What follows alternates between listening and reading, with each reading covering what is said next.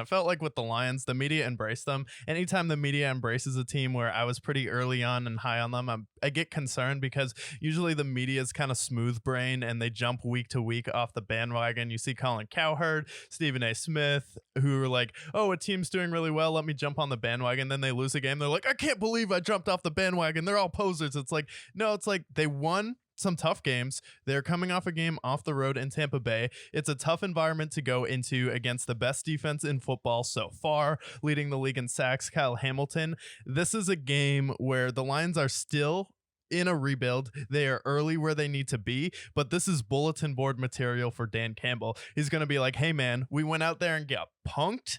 It's an opportunity for a young team, because I feel like with young teams, when they suffer in the playoffs, it's because they had too much success too early. They don't have to go through those growing pains. So this is going to be a learning experience for the Lions. Great bulletin board material for Dan Campbell. It's like, we are not Super Bowl contenders. I don't know what you heard on the media last week. Everyone singing our praises, but we got a lot of work to do, boys, and we got to buckle down, get gritty, and I think the Lions will respond because of it.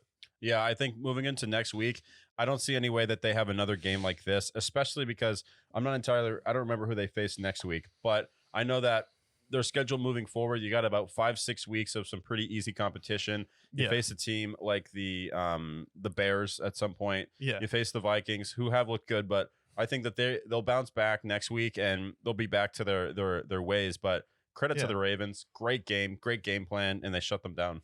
Yeah, and for the Lions, as Big Sean said, last night took a L, but tomorrow I bounce back. So I think the Lions will bounce back from this good bulletin board opportunity and learning